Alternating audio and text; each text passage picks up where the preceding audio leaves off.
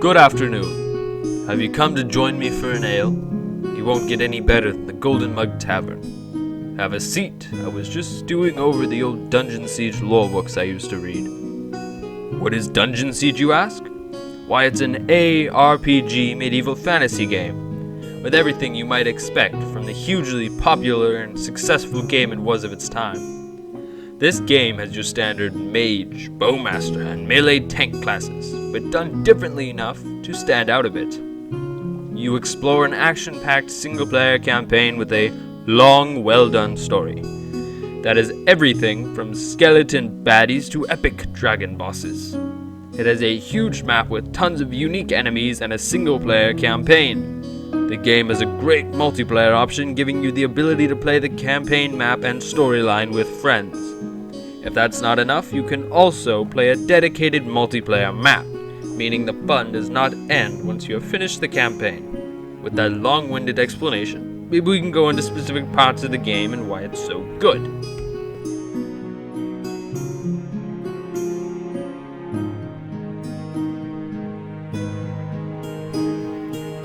Dungeon Siege was made by a very popular game designer, Chris Taylor. He left Cave Dog Entertainment in 1998 to make his own company by the name of Gas Powered Games. He and his team wanted to make something truly impressive and something that would leave its mark on gaming. So they set out to make Dungeon Siege.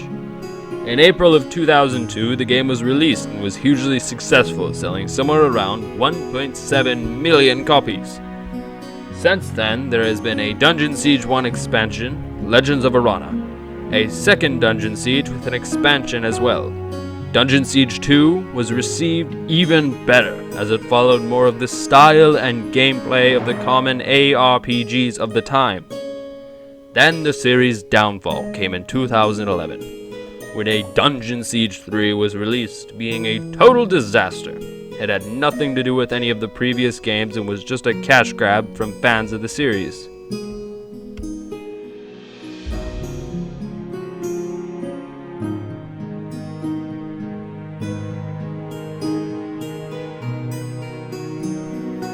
Let's start off by explaining magic.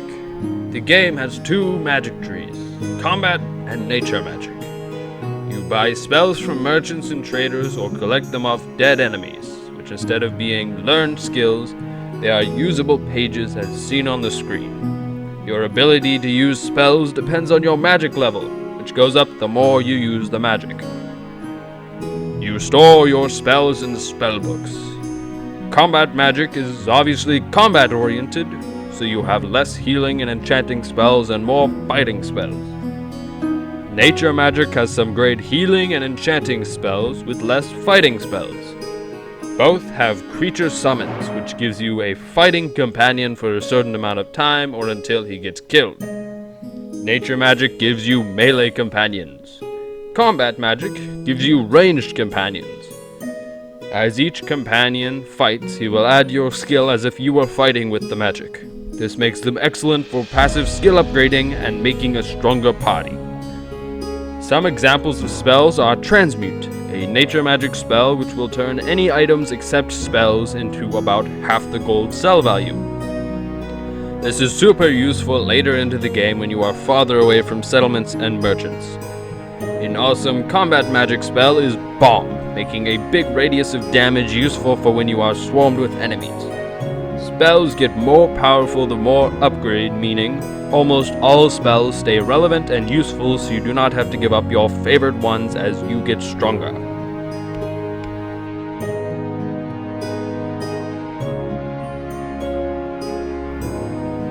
In single player, you can have up to 8 characters, all roaming around in your party. You just switch between controlling them so you can play every class and every style of class.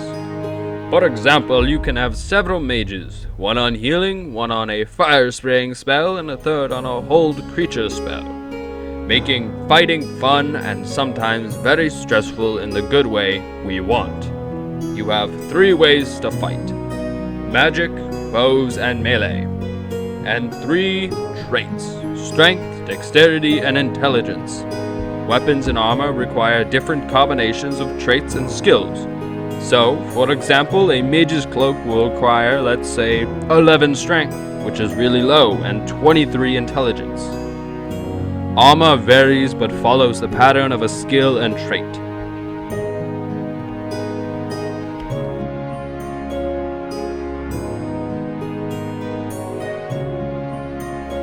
We move on to a super cool aspect of the game, the armor and weapons. Like said earlier, each weapon has a level of skill and trait required to wield. Each weapon has a minimum damage and maximum damage, and attack speed, from slow to fast attack speed. Special weapons and armor can have enchantments giving you 15 more mana, or 2 melee, or 1 strength, or whatever. It can have any combination of enchantments. You can also have fire or ice damage chance. Usually 15% fire would have a chance of doing extra damage. But ice has a chance to freeze an enemy for about 3 seconds, which can be pivotable in combat.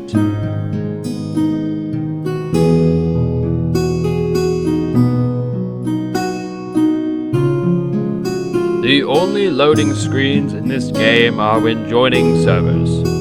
You can go from one end of the map to the other without loading anything, which is insane for 2002, but still impressive nowadays.